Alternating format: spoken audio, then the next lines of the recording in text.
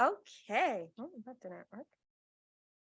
Okay, we have our second panel of the day, which is a little bit different of a structure. It is learning about these specific positions. So these are all, at least in my opinion, some interesting positions that I wouldn't have necessarily thought of as an option for going into industry. So I'm going to introduce our speakers and then I'll sort of lay the groundwork for our discussion and let our panelists take it away. So first up, we have Dr. Veronica Hood. Dr. Hood earned her bachelor's and master's degrees in biological sciences from East Tennessee State University and completed her PhD in stem cell, and developmental biology, as well as a one-year postdoctoral fellowship at the University of Colorado Anschutz Medical Campus. She has been in her current position as the scientific director of the Dravet Syndrome Foundation since 2020. Her role focuses heavily on science communication with research and clinical professionals, as well as with patient families. We also have Dr. Shawna Matthews. Dr. Matthews earned her PhD in cell and molecular biology at Colorado State University. She then completed a postdoctoral fellowship at the University of Anschutz Medical Campus. She joined Oxford Pharmagenesis as a medical writer in March 2020 and was promoted to senior medical writer in 2021. Dr. Matthews has worked on a few different accounts during her time there, but primarily focuses on psychology and mental health. We have Dr. Vanessa Sherk, who earned her PhD at the University of Oklahoma, Department of Health and Exercise Sciences. She then completed a postdoctoral fellowship at the University of Colorado Anschutz Medical Campus, where her work was funded under numerous awards, including a T32 and KL2 fellowship.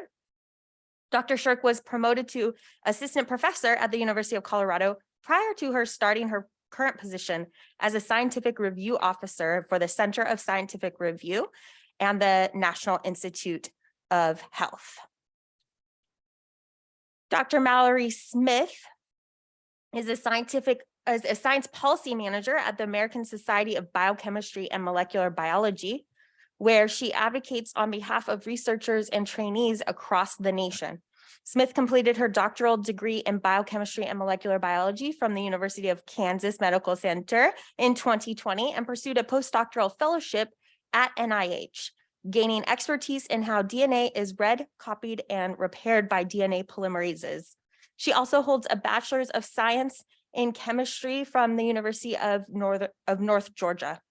Over the last 6 years, Dr. Smith has led advocacy efforts at the institutional, local, and national levels, including improving KUMC policies, advocating for basic research at the Kansas and United States capitals, and publishing policy memos and briefs. Currently, she also serves as the current chair of the National Postdoc Association Advocacy Committee, where she advocates for sustainable policy solutions that improve postdoctoral training environments.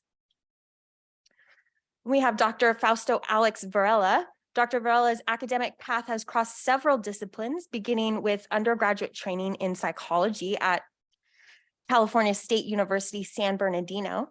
There, he joined the research programs of Drs. Sanders McDougall and Cynthia Crawford, where he investigated the impact of psychiatric drugs on brain development. He then went to Wayne State University in Detroit, Michigan, where he was trained in pharmacology and cancer biology, specializing in type 2 transmembrane serine proteases in the lab of Dr. Karen List. From there, he went on to join Dr. Brett Friedenfall's lab at KUMC as a postdoc, where he engaged in work studying DNA repair enzymes such as polymerase beta. He now works as a study director at Xenotech, where he oversees early stage studies evaluating drug-drug interaction potential of compounds by examining their effects on drug transporters.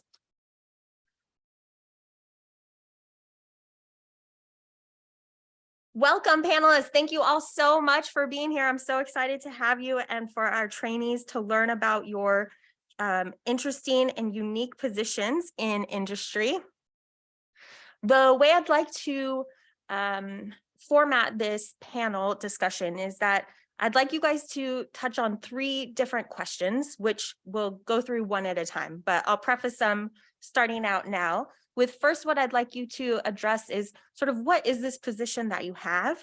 What does your everyday sort of look like? And maybe that it looks different every day. I don't know. And then secondly, we'll go through sort of how you found this position, how you went about building your network to be able to even obtain your position. And then finally, we'll end off with what advice do you have for graduate students and postdocs that are interested in following a similar path? Like, what could they do now to set themselves up for success? And along the way, if we have questions that come from our audience or from the chat, I'll do my best to facilitate adding those in. So Dr.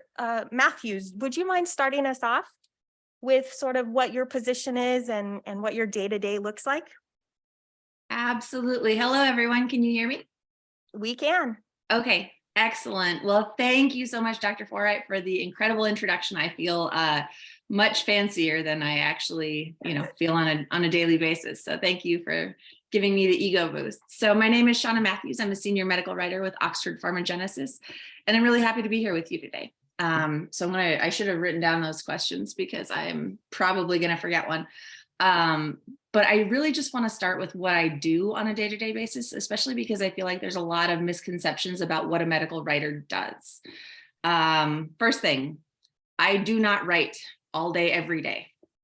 Possibly surprising, but everything I write has to be supported by something else. It has to be supported by something in the literature. It has to be supported by something that the company provides. So a lot of what I do is actually, I spend time researching, looking on PubMed, looking on the company's websites. It's not just me and a blank cursor. So if that freaks you out about the idea of medical writing, that very rarely happens. So there's a lot of researching. There's actually a lot of visual design. So making posters, making graphs. Really what I do is I help communicate things that are complicated, and I try and make them less complicated for people to understand. So I've worked on everything from publications. So those are primary manuscripts from clinical trial data. I've worked on posters. I've worked on internal documents that the company uses for training or for MSLs when they go and talk to physicians. So I've worked on a range of different things, but it is not just me and a blank Word document every day. So before you worry about my sanity, I'm fine because I don't actually write all day. And my kids are banging on the door, so I'm really sorry if you can hear that. So that's the first misconception. The second one is that I needed a lot of extra skills to become a medical writer. False.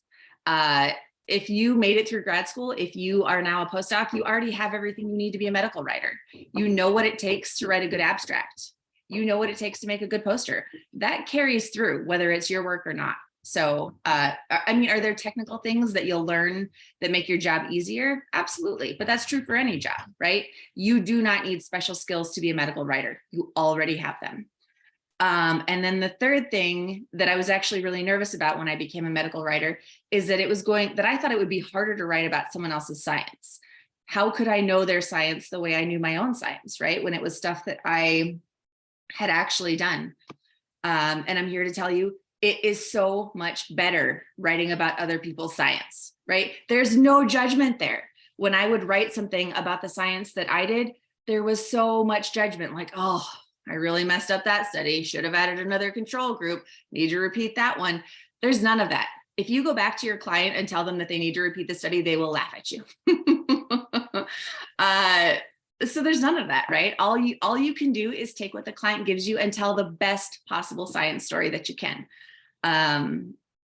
So that's it. It is so much easier to write about other people's science than your own science. So those are the 3 misconceptions that I wanted to get out of the way because I feel like that's not really understood about medical writing. So yeah, I touched briefly on what I do every day.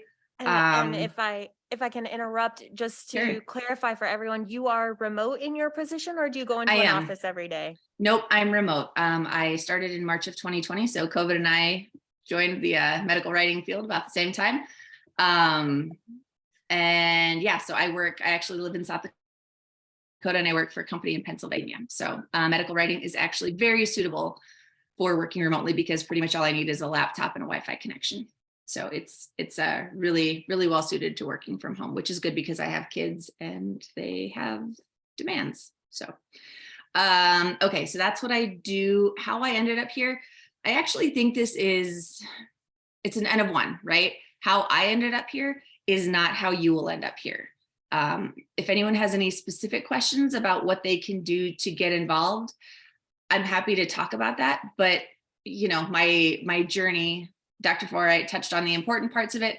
Anything else, I'll answer specific questions. But like I said, how I got here is not how you'll get here. And then the last thing, any tips? And you can go ahead and pause there, and we can go through the other panelists and then come Perfect. back Okay. for tips, if Excellent. that sounds good. All right. Yeah, I don't want to monopolize. So thanks so much for No, giving me a great. chance. Thank you so much. All right. Dr. Hood, do you want to go next with a little bit about what you do as a in your company? Yeah, so hi everyone. Thank you so much for having me here. I'm really excited to talk about what I do because I had no idea that my position existed really right up until I found the job listing. So I'm the scientific director at a nonprofit organization called the Dravet Syndrome Foundation. This is a really rare form of epilepsy, and it's a parent-led organization. They came together about 13 years ago with a primary mission to fund research. And so they've done that with a scientific advisory board and a medical advisory board. And now in 2020, they decided that it would really help them sort of drive that mission further if they brought in a person to the foundation dedicated to advancing the scientific mission. And so that's me. And my day-to-day, it can look really different, but everything sort of centers background science communication.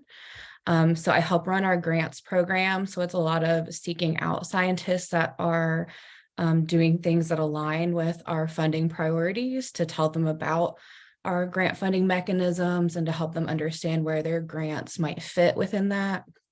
It's talking a lot to industry and government agencies that also are interested either in developing products for this patient population when it, in the context of industry, or with government agencies that are also, funding similar things and finding ways we can work together to push the science forward. I also talk a lot to clinicians that are, actively involved in research. And sometimes I get to help publish papers, either because I've contributed to the research or I've actually kind of stepped in and done the actual writing up of the manuscript to work with them. And then one of the things about my job that is probably the most fulfilling is that I get to work with families a lot. And so I get to take all these more complex conversations that I'm having with the scientists and clinicians and bring it back to families, break down recent publications, break down new medications that are in the pipeline, talk to them about clinical trials that they can enroll in. It's a really exciting space. There's an antisense oligonucleotide in clinical trials right now, and an AAV gene therapy that's hopefully about to start. And so it's a lot of complex science that these families have to navigate. And so that's really challenging sometimes to break the science down to the appropriate level. But it's also the most rewarding to get to directly help families.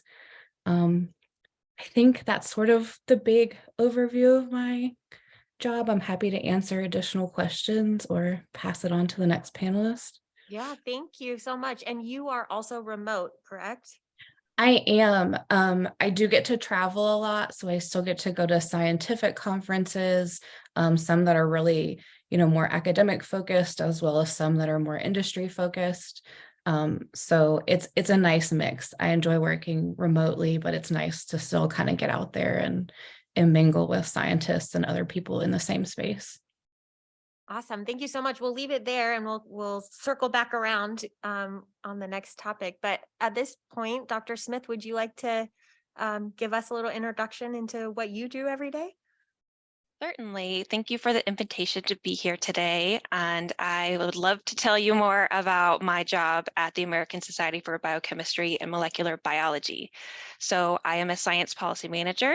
And what that means is that I work in the public affairs department to advocate for our members We have 10,000 members across academia, industry, and young scientists. And the topics that we generally advocate for are kind of fall into 4 different sections, including funding for science. So talking to congressional members or federal agencies about how they can fund science and make sure we get enough funding to support great science. And then we have diversity, equity, inclusion to make sure our workforce is diverse. We have diverse and innovative ideas. We also work to support the next generation of scientists and making sure they have enough resources and support to continue to stay in science. And we also have a emerging issues section that a lot of times federal agencies will have these initiatives, and we help support them and make sure that they're in tune with what the scientists' needs are. So a lot of days I find that I'm never doing the same exact thing. I have a lot of different ways to advocate, like I mentioned, with congressional offices. We also directly connect to like NIH and NSF to make sure that they're aligned in whatever our scientists need. And I also work collaboratively within ASB&B to create programming and member services. So we put on career expos. I do Twitter chats and LinkedIn chats to engage our members. I do a lot of science communication. I also do a lot of writing. Science policy involves a lot of writing. And that's not something I understood probably fully when I first became interested in science policy.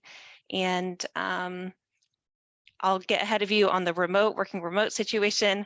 I am hybrid, so I'm in the office 3 days a week and I work from home 2 days a week. So that allows me to be really collaborative in the office. Awesome. Thank you. I have not been familiar with your position prior to communicating with you about this. So am I right in understanding that all of these major societies will have people in similar positions? Yeah, that's correct. Most societies have a public affairs office, and particularly in the biosciences, all the major ones are under the FASIB umbrella. I don't know if you've familiar with FASIB, but we all communicate together and often work together on big issues like for funding, for example, to make sure we're aligned and can really make an impact on congressional offices or agencies. So. Wonderful. Thank you so much. Dr. Sherk, could you tell us a bit about your position? Absolutely. So thank you for having me. First of all, I echo Shawna's comment, and I appreciate the ego boost. And so what I do day to day, first of all, I am remote. I work for the Center for Scientific Review with the National Institutes of Health as a scientific review officer. And my day to day depends on where we are in the grant review cycle. So my role as an SRO is when applications come to me, I review the applications to make sure, one, they're in compliance, but also to evaluate what kind of expertise is required to review the application for the technical and scientific merits. And I use that to then recruit the reviewers who have the appropriate expertise. I train reviewers on how to give a fair, thorough, unbiased review. And then I run the study section meetings themselves, which is the peer review, the actual peer review of the applications themselves. And then afterwards, the final product of a study section or a grant peer review meeting is what's called a summary statement. And so I prepare those summary statements of the critiques from the reviewers, as well as a summary of discussion if the application was discussed. And those go back to both the applicants as well as council, who actually decides who gets funded. Awesome. So I mentioned I'm also remote, and it's nice because you have these periods where it's very procedural, but at the same time that allows you to really focus on improving the quality of peer review to make sure the best science is moving forward. And for the study section meetings, do you go in person for those, or is that all remote as well? So right now I'm fully remote, but there are some study sections that are starting to go in person. We don't have any long-term plans of like how often we're going to be remote versus in person. That I actually don't know, but some study sections have started to have in-person meetings again. Awesome. Thank you. I'm super interested in how you got into that position, but we'll circle back around for that one. Dr. Varela, would you like to introduce what you do day in, day out for us, please? Yeah, certainly. And again, also thank you for the invitation to be here and talk a little bit about what I do. For my role, kind of like Dr. Hood mentioned, I didn't know this was a role that was available to me when I was looking for a job initially. So I work at a contract research organization. So this is a place where, let's say, if pharmaceutical companies testing out new compounds might contract us to perform some assays for them and essentially gather data that they might use for a new drug application that they might submit to the FDA. And my role as a study director is to essentially oversee the studies that come in. That goes from the beginning of the study to the end. And my day-to-day really depends on what stage a study is at. So at any point in time, I may be juggling around 5 or 6 studies. Some might be starting out, and I might be reviewing the protocols, making edits there, or protocol is the first thing that is done when initiating the study. Then once the assays are being performed, I'll be reviewing the layouts, making sure that they actually match what's in the protocol. I'll review the data, a lot of interpretation, analysis to determine what the results were. And once data has been reviewed, I'll have to update a sponsor, the person who contracted the study, on what the findings were. And after that, there's a finalization process, which is a lot of paperwork, signature reviewing, of making sure everything is compliant. So a big part of the work that is done at the CRO is making sure that it is compliant to the regulatory standards. And as a study director, I serve as a kind of a single point of contact for a study, and ultimately the one person responsible that a study is conducted in a compliant manner.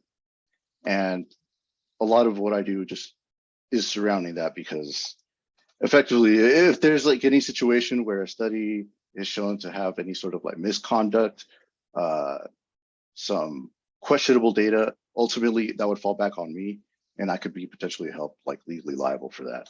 So a lot of responsibility there, but it's been an interesting job so far. And because of that nature of the progression of a study, my day-to-day tends to vary depending on where the studies are at.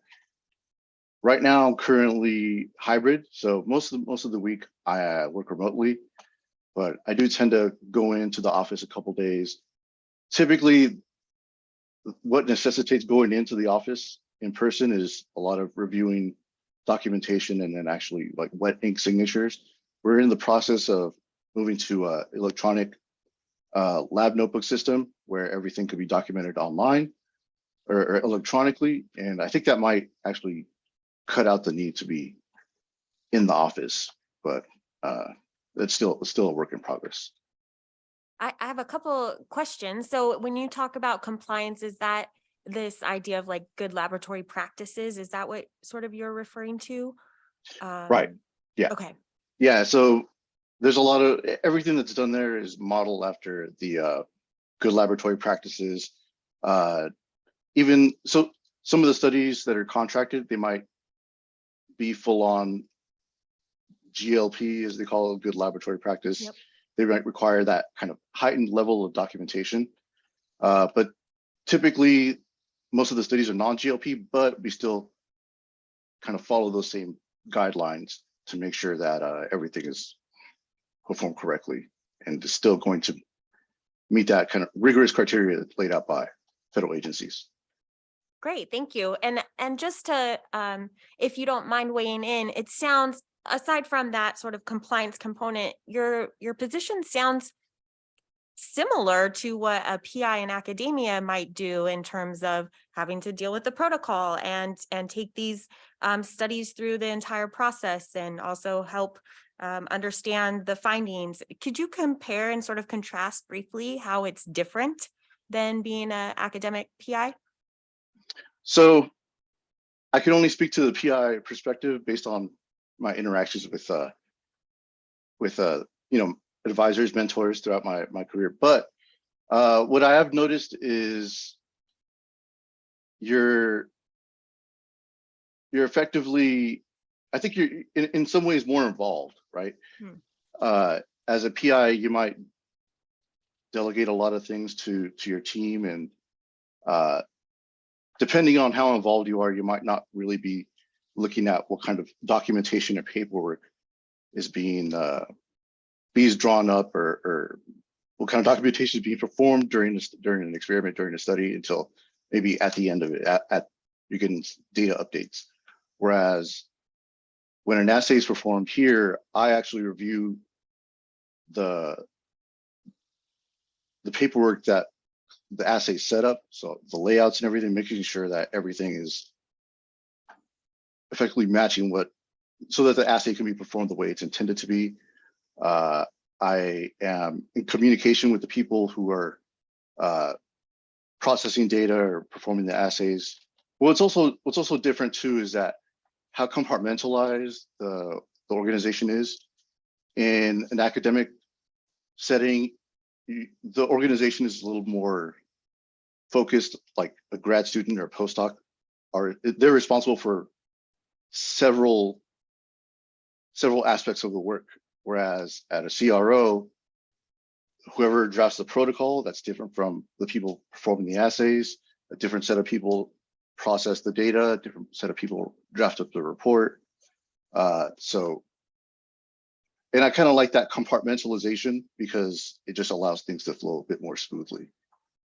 But thank you so much for that. Yeah. So we'll go around another time. And this time I'd love for you to talk about how you got into this position. So we've heard a lot already about the importance of LinkedIn for industry. I'm not sure if that's the same for all of your fields, but if you could speak to how you came about finding this position, and maybe touch on application process if that's relevant. Dr. Matthews, you want to start us off again? Yeah, definitely. So as I said, try not to focus too much on the details here because everyone's journey is different. Everyone has different backgrounds. But basically, I was a postdoc for 4.5 years. And the further I went on in my postdoc, I just had this existential dread every time I submitted an abstract. Like I would hope that it would not get chosen for a talk. I hated talking about my own research, and you can't do that if you want to stay in academia. You have to be your number one cheerleader. And I wasn't. So I stumbled kind of into an opportunity freelancing as a science writer for my university's newsroom. And I did that for a couple years, and it gave me perspective on writing in a different way, writing in a different audience. And that felt like a breath of fresh air. And what I realized is that while I hated talking about my own science, I loved talking about other people's science. So I was a science writer, just freelance for a couple of years. I started networking using LinkedIn and just talking to people that I knew that had gone into medical writing, and ended up just picking up a few small freelance bits here and there, nights and weekends, from some people that I knew, friend of a friend. I eventually dropped to part-time postdoc, part-time freelance medical writer, which I would absolutely not recommend because it meant I was doing a terrible job at both of those things. I don't think academia is really a thing that you can do part-time. At least I could not. And then eventually I stopped the postdoc entirely and went to full-time freelance medical writing. I'm happy to talk more about the pros and cons of freelance versus full-time employment with a company, but for now, I'll just say it wasn't for me. I ended up getting hired at Oxford Pharmagenesis. The process of getting hired as a medical writer does involve a writing test, but that is not nearly as scary as it sounds. And basically the process of being a grad student or a postdoc, you do writing tests all the time. It's basically just taking information from the literature and synthesizing it and putting it into a format that someone else can understand. So the writing test is not nearly as scary as it may seem. Thank you. Dr. Hood? Yeah, I was just smiling so much during Dr. Matthews, exactly what she was saying, because it felt so similar to sort of how I decided to leave my academic postdoc and look for something else was I had an experience where I went to a conference very early in my postdoc, and I was able to present a poster on work that was primarily not done by me. And it was so much fun because I could talk about how great this lab was, and I was excited that I was going to be working on it now. But I had a blast. It was probably the most fun I had at a conference talking about science before. And it really just reemphasized to me that I like talking about science, but I am not super competitive with my peers. And so academia wasn't the best fit. And so I really just started trying to seek out, well, where can I do more science communication and sort of step back from academia. And, I found this job not on job boards. I didn't know how to search for, science jobs within nonprofit space. I didn't know that was a potential career path. And so I think my story, the biggest thing is sort of the importance of networking. I happened to mention to my other peers that I was looking for jobs outside of academia, that I was very interested in science communication. And one of my friends who I had that conversation with heard about this job from a friend whose child has this disorder and immediately was like, oh, this might be a good fit for Veronica. And so, I can give you more tips on, ideas of search terms and just ways to sort of get involved in the nonprofit space if you're interested in this career. But I think what my story really emphasizes is just like networking as much as possible and sort of talking to people, asking them about what they do in their career, talking to your friends who are maybe also academic postdocs, but might know someone who knows someone. It's really important, and it helped me find a job that I absolutely love. So I think that's my biggest advice. We have consistently heard, no matter what the topic was that we've had so far today, everyone has highlighted the importance of networking. So maybe that should be our biggest takeaway from Industry Day is networking, networking, networking. Thank you so much, Dr. Smith. Would you like to add? Absolutely. So my experience started during grad school. I knew at that time that I wanted to pursue science policy, but the traditional route to get into science policy usually requires a fellowship, and these fellowships often require that you already be graduated with your PhD before you can apply. And it just so happened that I was graduating in the middle of 2020 when things were a lot more complicated. So I chose to do a postdoc at the NIH and get experience in how things worked intramurally at NIH. And that allowed, I also chose a mentor that was very supportive of my interest in science policy. So that was really helpful.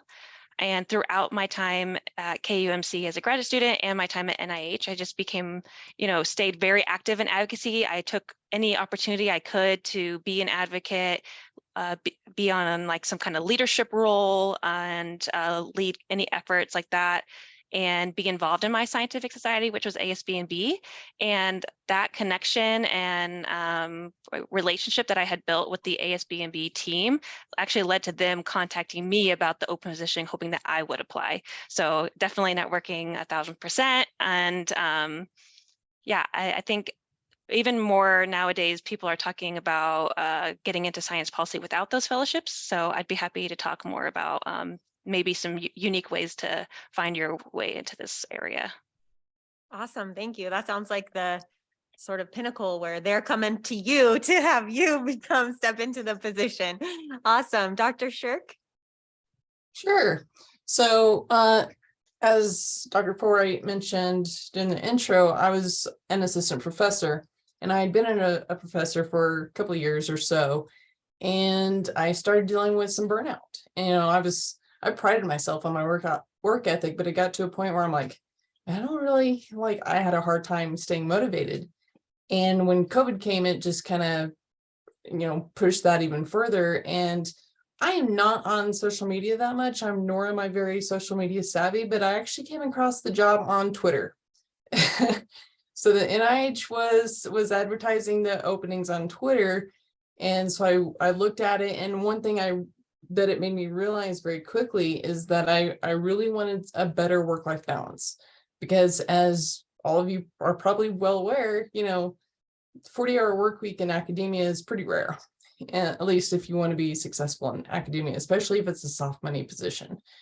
But I was really yearning for that work-life balance, and that was something that the SRO provided. And it also, I realized that in the SRO role, because of the role in terms of facilitating the peer review of grants, I felt like I could have a bigger impact on moving science forward and moving the fields forward than I ever could in my little niche of academia, and my little niche of my research.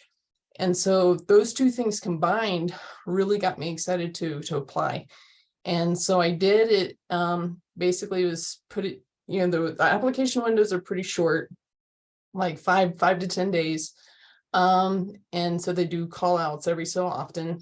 And so it's turning in your CV, cover letter, transcripts. What else did I have to put in? I think that was it. And then, but there's a questionnaire about what are your skills? And the really important thing to keep in mind with that questionnaire is compare yourself to like your peers or to like the general population. Don't compare yourself to like your mentor or full professor or something like that, where they're gonna obviously probably have more experience than you. And then from there, I got picked out to do initially a short interview, and then I had a full day interview that included a science talk. And then not long after that, I was offered the position, and there was some negotiating on how long I had between the positions and starting the new position, but they've allowed me to adequately wrap up my old work so that I can, not just leave my old employer hanging, which is a good thing because you don't want to burn bridges. And it's been great. Like I work 40 hours a week and I'm able to have a really big impact on science without actually having to do the science. So that's been nice. Awesome. Thank you so much. I think in academia, we forget about those positions that we have been in many ways training to step into.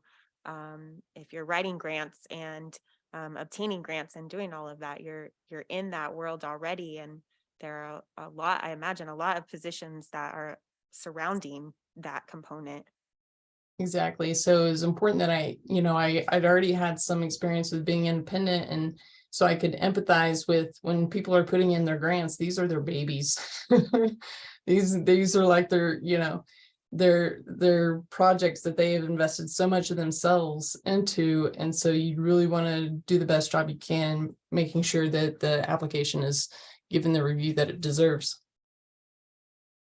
And I know Dr. Hood, maybe on the next time around, if you wanted to add anything, I know you play a role in distributing funds to grant applications as part of your job as well.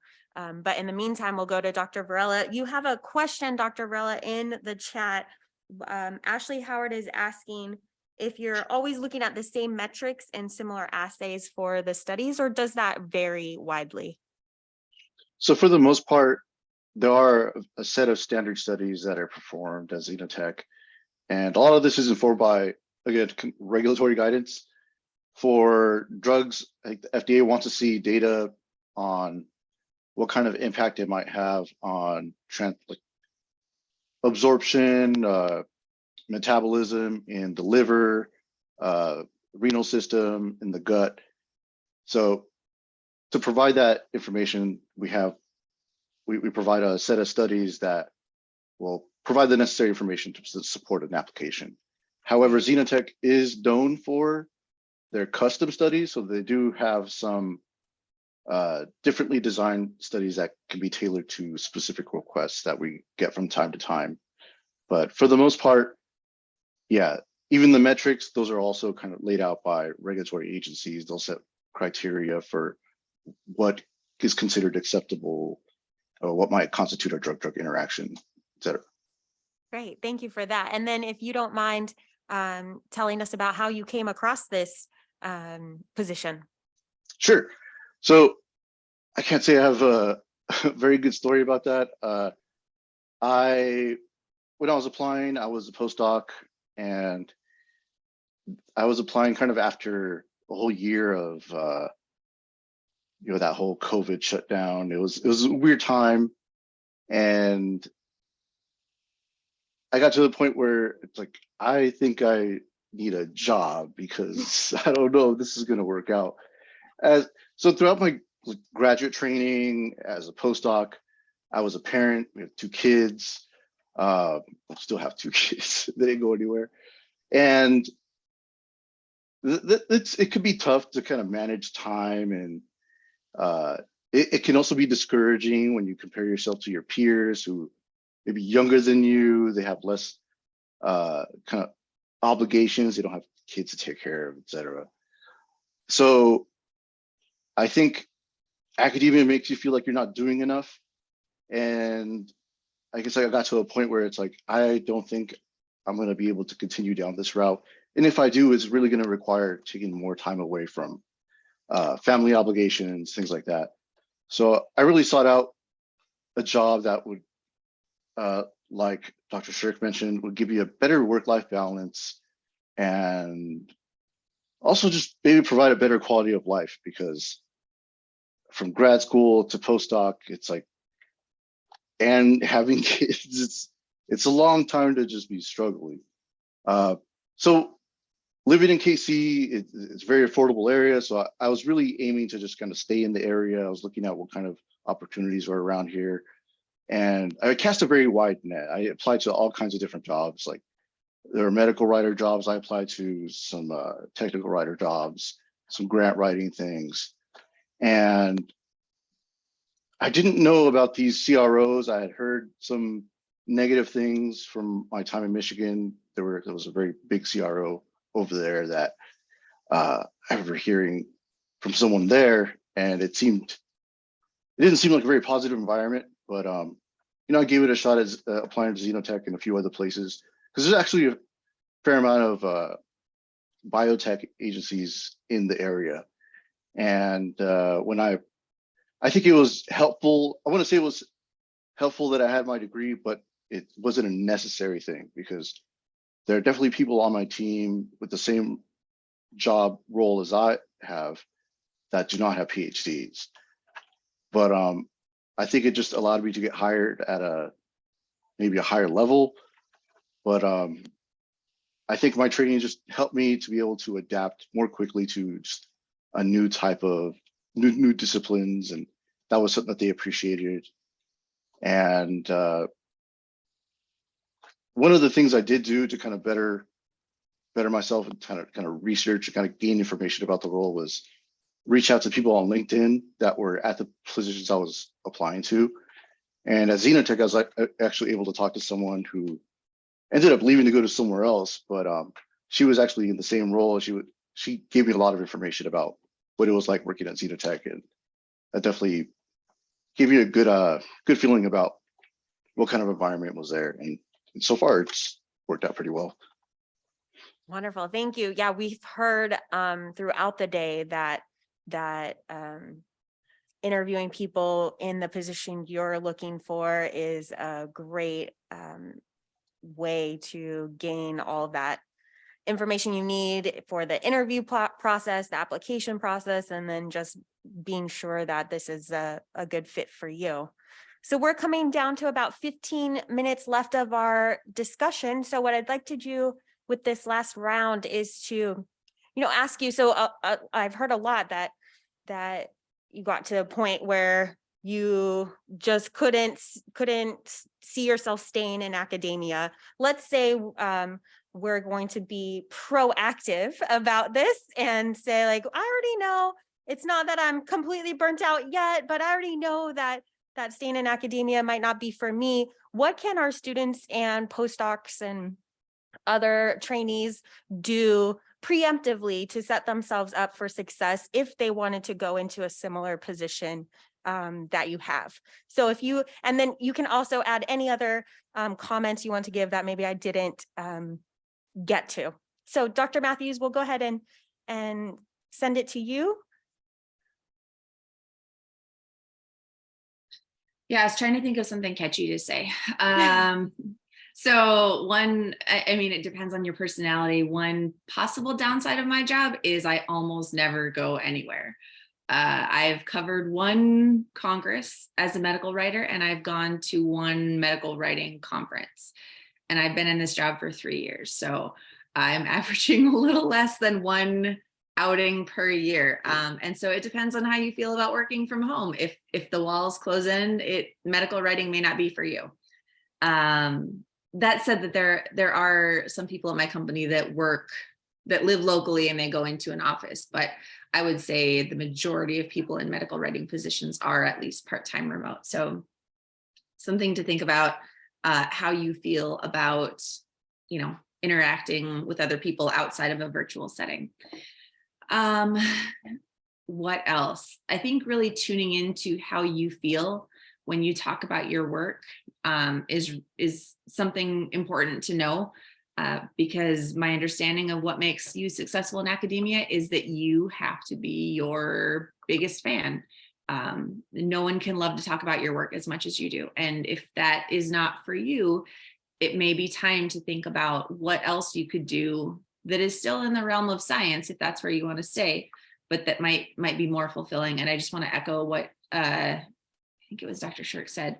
I feel way closer to patients as a medical writer than I ever did as a basic scientist. I feel like I am helping in a much more tangible way by helping make sure that the papers are published in open access journals, by making sure that, we include a plain language summary as often as we possibly can, to make sure that people who actually need to know the information are getting access to it and also able to understand what we're trying to convey.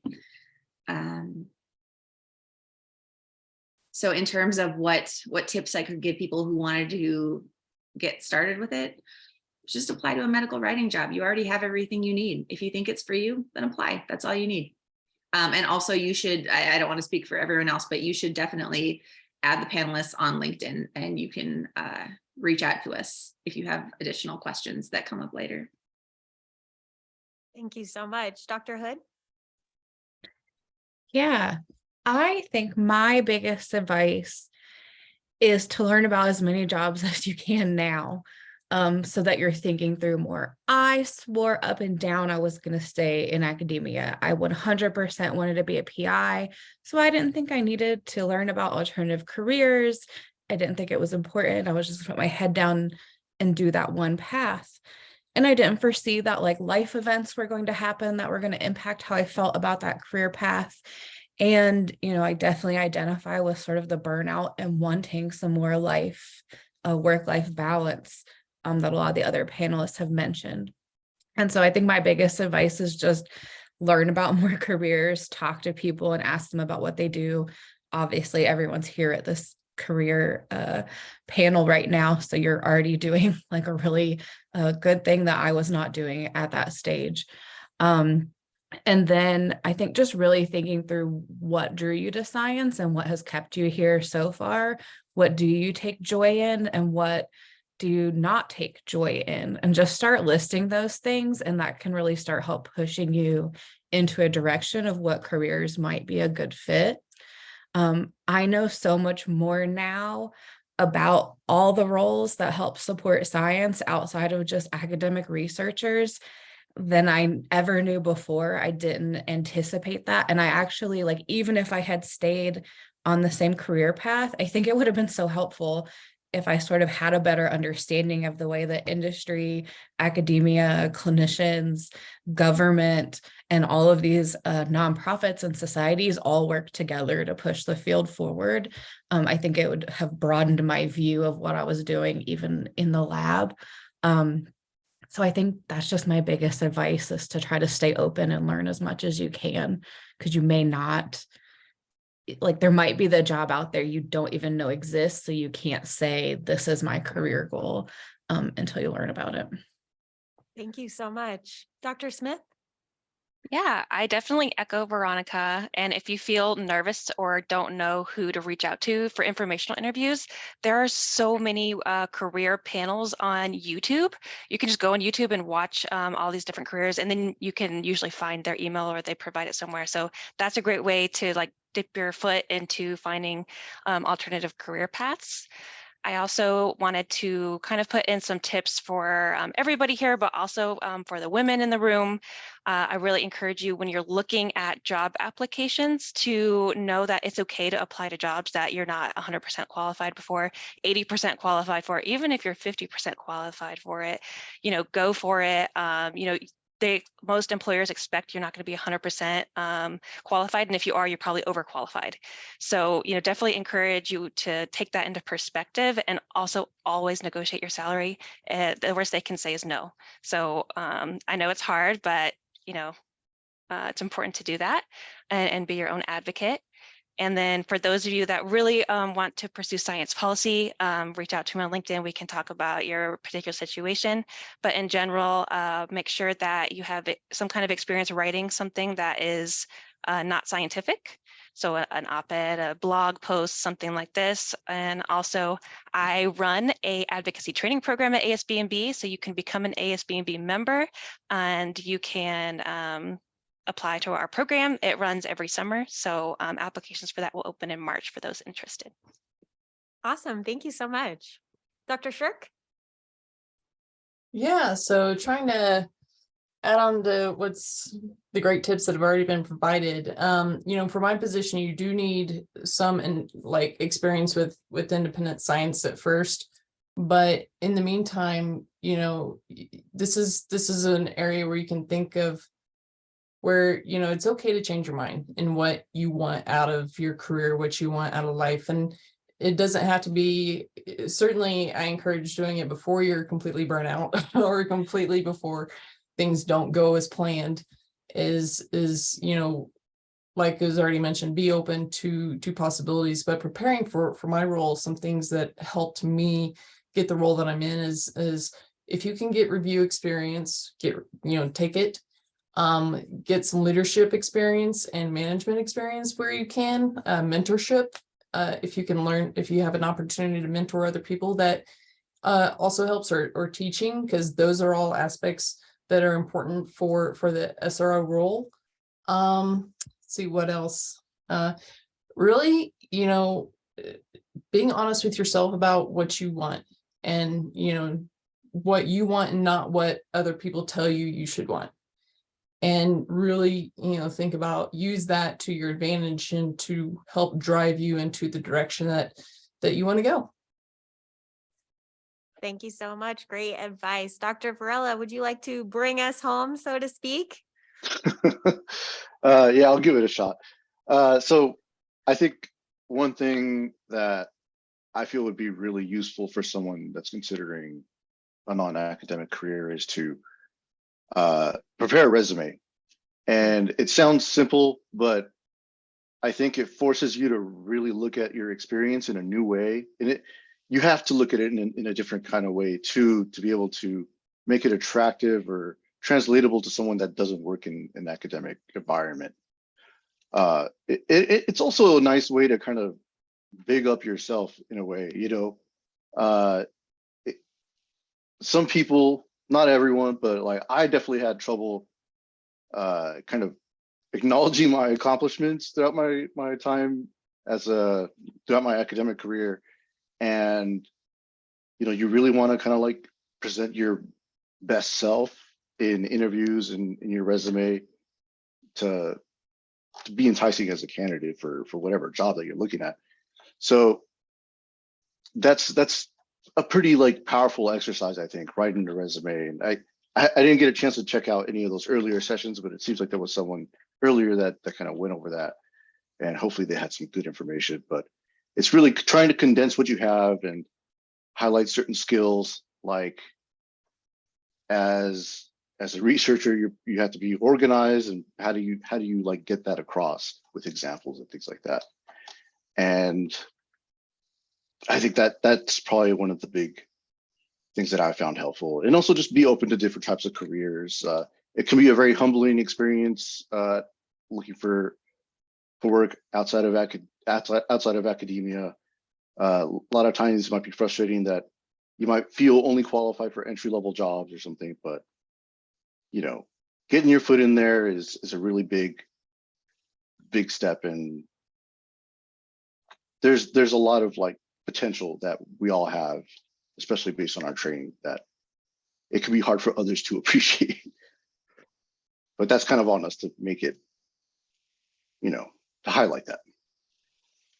Yep, we heard that throughout the day, especially this morning. Dr. Betts gave a great presentation on how to craft a industry resume as opposed to an academic CV. And I think they said, and we've heard throughout the day, that we as PhDs, postdocs, senior scientists, whatever it might be, we are skilled in many, many different things. You just have to be able to translate that for these applications and in your resume. I want to thank all of you so much. You've been so kind and gracious, and thank you for dropping all of your LinkedIn links in the chat. I appreciate that. I've learned so much about all of these positions. I'm excited to see what else is out there and open for PhDs and postdocs to go into. And with that, we will transition to our final panel of the day. Thank you all again so much. If you please join me in thanking them. Great, thank you. Thank you.